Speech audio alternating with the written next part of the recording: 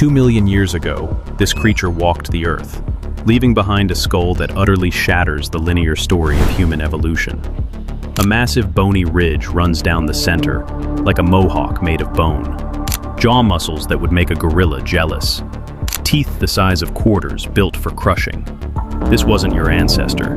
This was something else entirely that walked alongside early humans for over 1 million years. Something that should have won the evolutionary race but didn't. Meet Paranthropus, the human who couldn't evolve. 2.7 million years ago, in the dusty landscapes of Eastern Africa, evolution reached a crossroads that would change everything. Two groups of early humans faced the same environmental pressures, the same challenges, the same need to survive, but they chose radically different paths. While your ancestors invested in bigger brains and the first stone tools, Paranthropus doubled down on something else entirely. They became living crushing machines. The story begins with a discovery that stunned the scientific world. In 1985, paleoanthropologist Alan Walker was searching the fossil-rich sediments near Lake Turkana in Kenya when he spotted something extraordinary. A skull fragment, jet black from manganese deposits, unlike anything he'd seen before. This was KNMWT 17,000, the Black Skull. At 2.5 million years old, it represented the earliest known Paranthropus ethiopicus, and it revealed the first glimpse of evolution's most extreme experiment in biological specialization. The skull told a story of commitment. A sagittal crest rose from the top like a bony mohawk, extending several centimeters above the brain case. This wasn't decoration. It was an anchor point for massive temporalis muscles that would bulge visibly when the animal chewed. The face had been completely redesigned. Zygomatic arches flared out dramatically, creating the characteristic dish-shaped profile. These wide cheekbones weren't about aesthetics. They created tunnels for enormous jaw muscles to pass through, positioning them for maximum mechanical advantage. But the real story was in the teeth. Molars and premolars were genuinely enormous, some measuring over 2 centimeters across. That's 4 times the surface area of your molars. The enamel coating these teeth was thicker than any other early human species, built to withstand a lifetime of grinding abuse.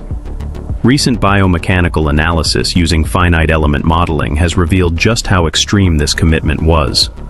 The Paranthropus skull could generate bite forces reaching 3,895 newtons at the molars. To put that in perspective, that's comparable to a modern gorilla, despite Paranthropus having a much smaller body size. Think about that level of specialization. Every aspect of their skull had been redesigned around a single function: crushing. The brain case was relatively small, averaging just 450 cubic centimeters compared to our 1,350. But brain size wasn't the point. The skull was a framework for the most powerful chewing apparatus in human evolutionary history.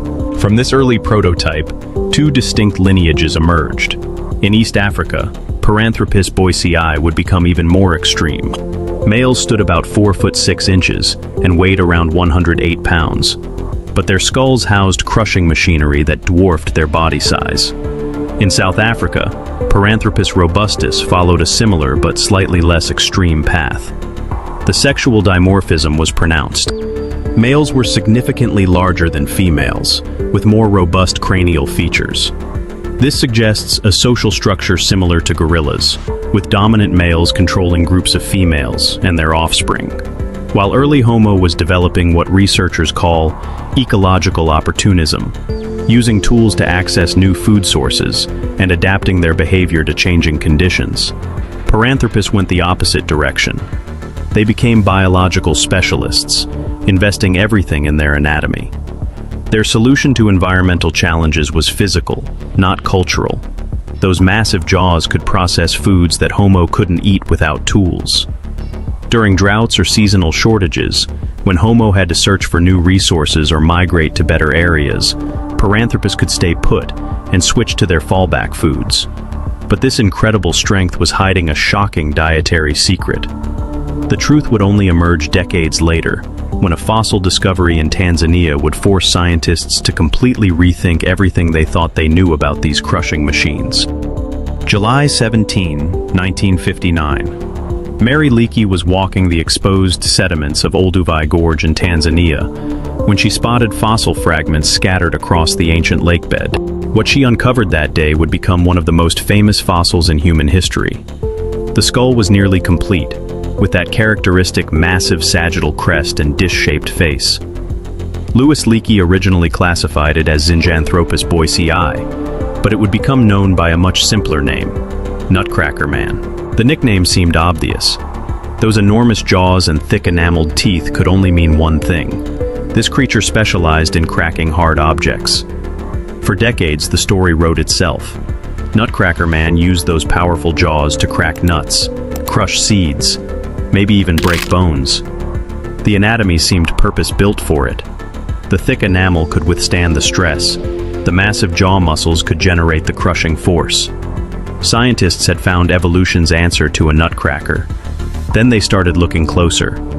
In the 1990s, researchers began examining Paranthropus teeth under electron microscopes, analyzing the microscopic scratches and pits that form on tooth surfaces in the days before death. These dental microwear patterns preserve a record of an individual's last meals. If Nutcracker Man was really crushing hard objects, they expected to find deep pits and fractures.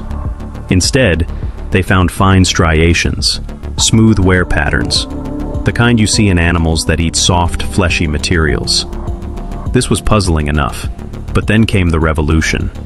Stable carbon isotope analysis examines the carbon signatures preserved in tooth enamel over a lifetime. Different plants use different photosynthetic pathways that create distinct isotopic fingerprints. Most primates show signatures from eating fruits, leaves, and other forest foods.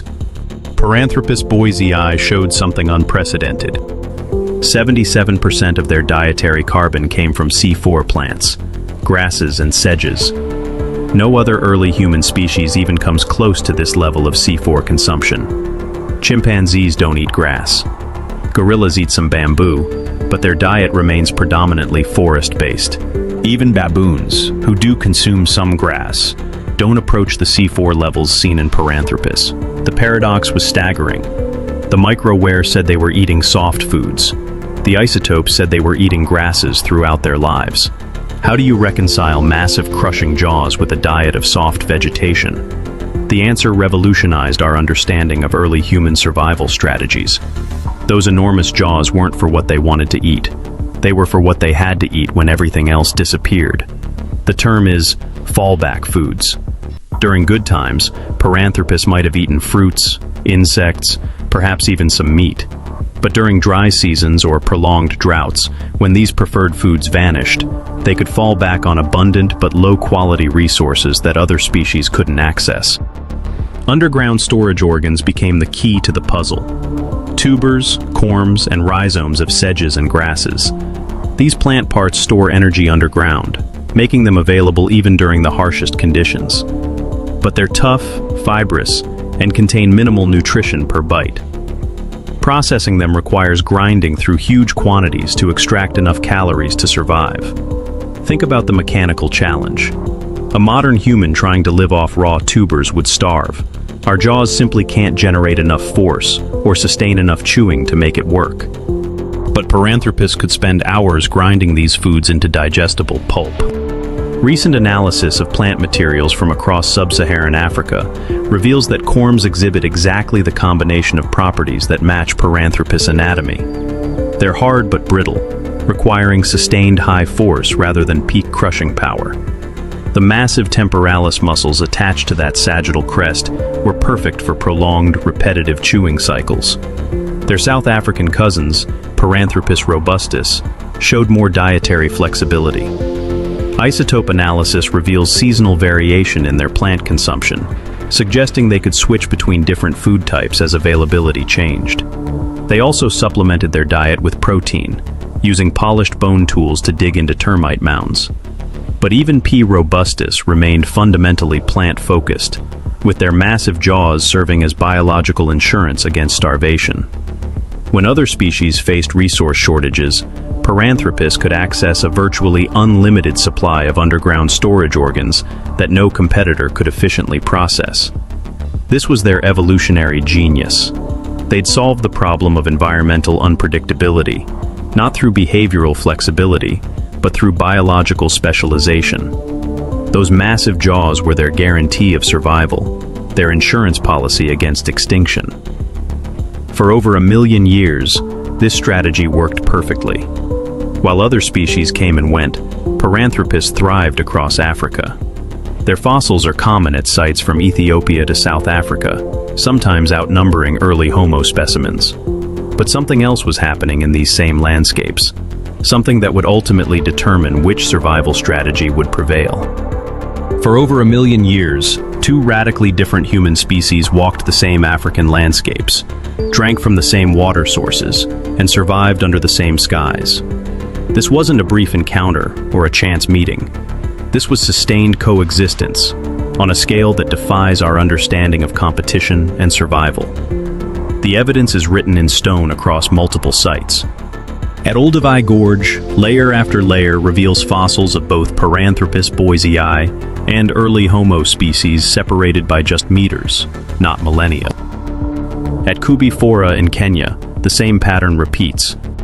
At Swartkrans Cave in South Africa, Paranthropus robustus shared space with Homo erectus for hundreds of thousands of years.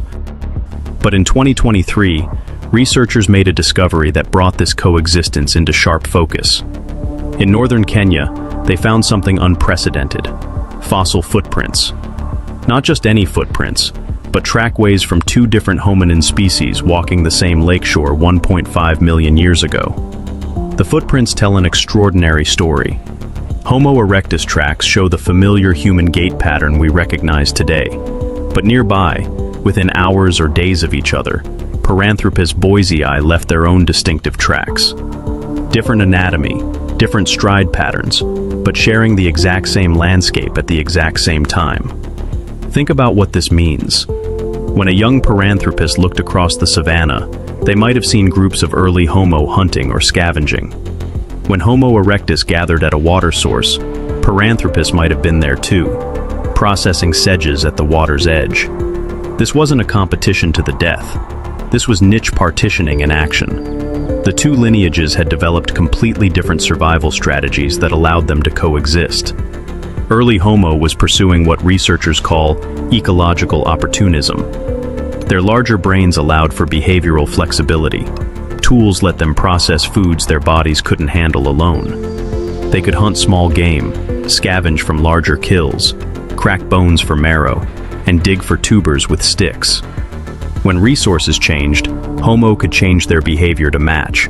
New environment, new tools, different prey, different hunting strategies. Their survival depended on their ability to innovate and adapt. Paranthropus had gone the opposite direction entirely. They were biological specialists. Their solution was anatomical, not cultural. Those massive jaws could process foods that Homo couldn't touch without extensive tool preparation. During droughts, when Homo had to search for new food sources or migrate to better areas, Paranthropus could stay put and switch to their fallback foods. But here's where the story gets truly fascinating. In 2023, researchers working at Nyanga, Kenya, made a discovery that challenged everything we thought we knew about early human technology. They found 2.9-million-year-old Olduvai stone tools, the oldest ever discovered. These weren't crude attempts at tool making. These were sophisticated implements: hammerstones for cracking bones, sharp flakes for cutting meat, cores showing systematic knapping techniques. The site showed clear evidence of systematic butchery of hippo carcasses, with cut marks on bones and tool scatters indicating organized processing activities. But here's the shocking part. Mixed among these tools were two hominin teeth, and when researchers analyzed them, the teeth didn't belong to early Homo. They belonged to Paranthropus, the oldest Paranthropus fossils ever found, in direct association with the oldest known stone tools. The implications are staggering. For decades, tool use was considered the defining characteristic of our lineage. Homo habilis was literally named handyman for this assumed ability. The narrative was clean. Paranthropus evolved massive jaws to process tough foods, while Homo evolved large brains to make tools. Biology versus culture.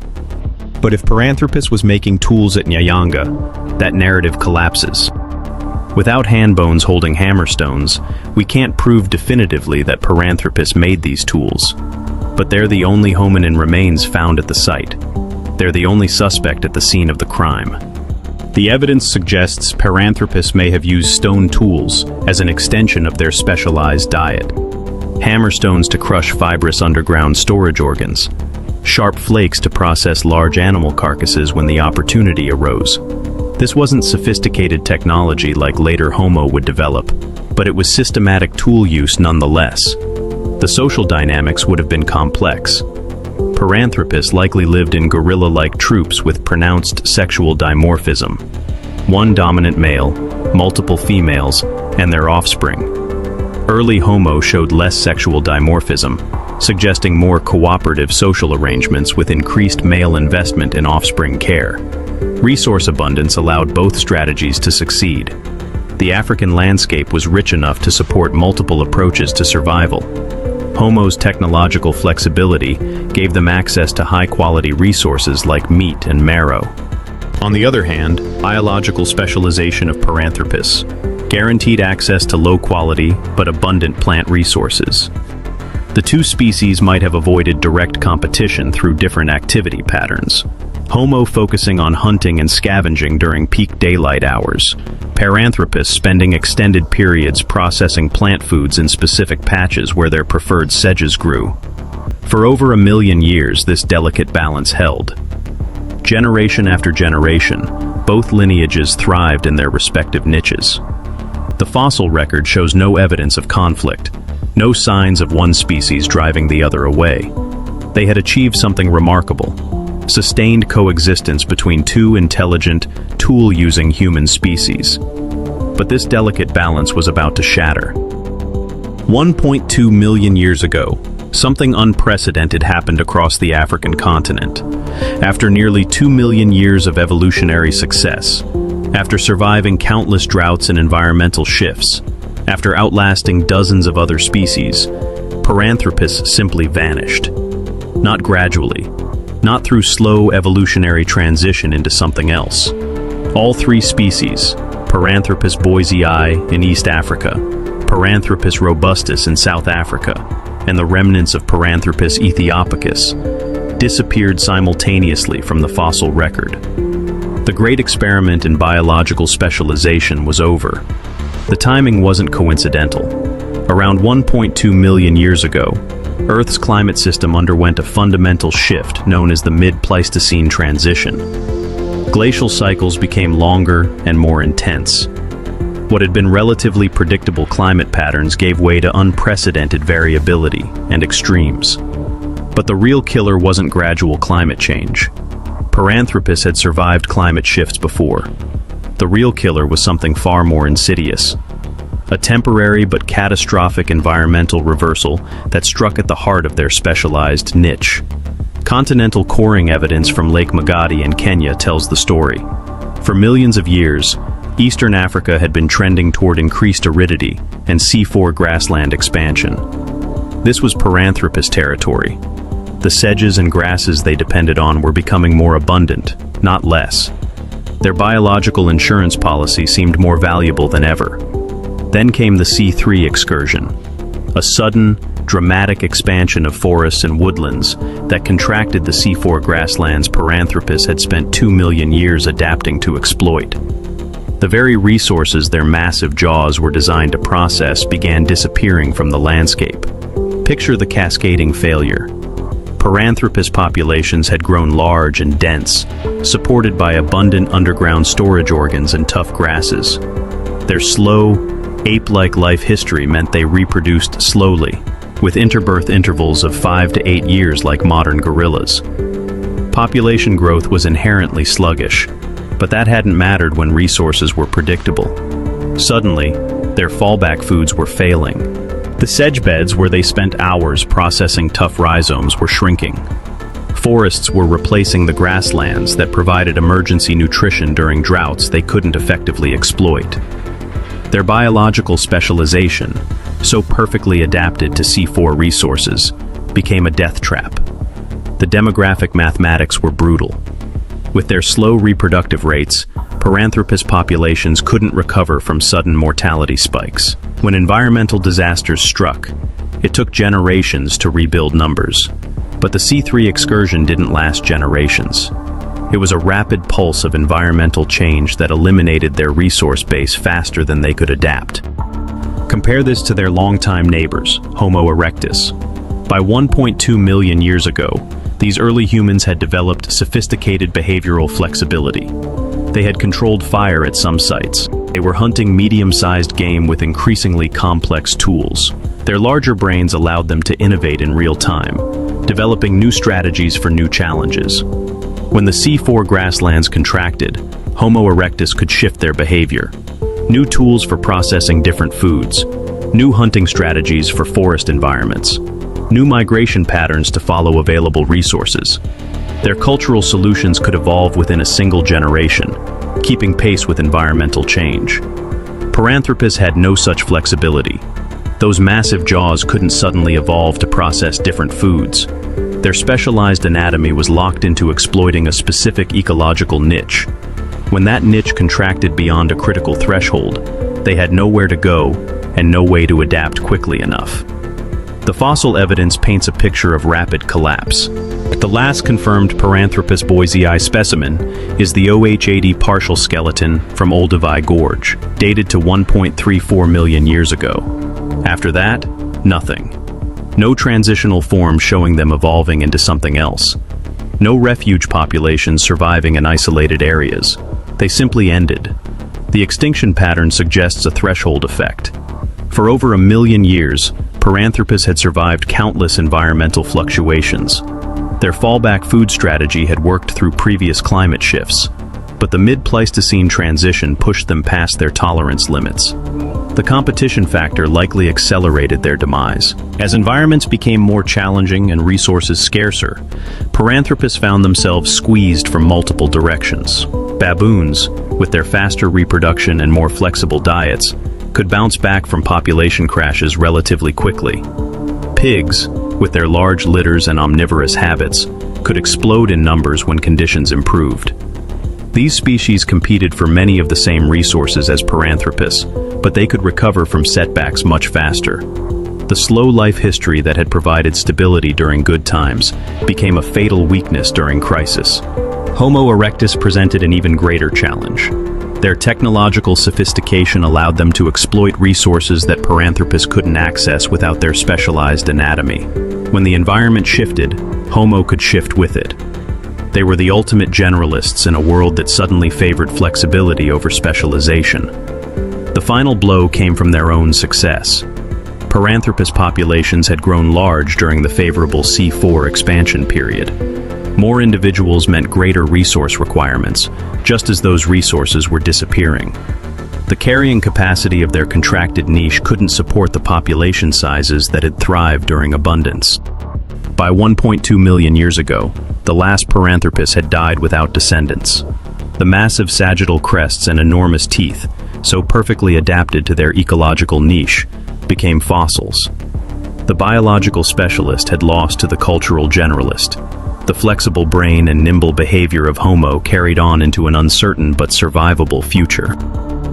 Looking at a Paranthropus skull today, it's impossible not to see it as a monument to evolution's creativity and its limitations. Here was a solution to survival that worked for longer than our entire species has existed. A creature that walked upright like us, lived in social groups like us, possibly even used tools like us, but looked nothing like us. Paranthropus achieved something remarkable: biological perfection for their specific niche. Every aspect of their anatomy was optimized for processing tough, low-quality plant materials. Their bite forces rivaled gorillas. Their dental enamel was the thickest in hominin evolution.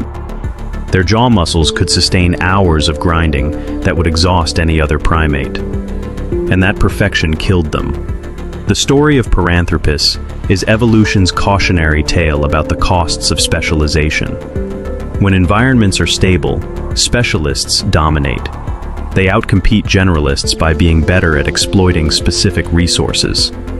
For nearly 2 million years, Paranthropus proved this principle. They thrived, while other lineages struggled and went extinct. But specialization is a one-way commitment. Those massive jaws couldn't suddenly evolve new functions when the environment changed. The slow life history that provided stability couldn't accelerate when rapid adaptation became necessary. The biological insurance policy that had guaranteed survival became a constraint that prevented survival. Homo's apparent inferiority became the ultimate advantage. Smaller teeth meant they needed tools to process tough foods, forcing them to develop technological solutions. Smaller jaws meant they had to be creative about accessing resources, leading to behavioral flexibility. What looked like evolutionary weakness was actually evolutionary strength in disguise. The million-year experiment in parallel human evolution ended with a single, profound lesson. Adaptability beats specialization every time. The future belonged not to the most perfectly adapted, but to the most adaptable. The next time you see a human skull in a museum or textbook, remember the one that came before it. Remember the creature that chose a different path, that bet everything on biological perfection, and lost. Their story reminds us that evolution doesn't always reward the strongest or the most specialized. Sometimes, it rewards the most flexible. And in our rapidly changing world, that lesson has never been more relevant. The story of humanity is filled with these forgotten bets and brilliant failures.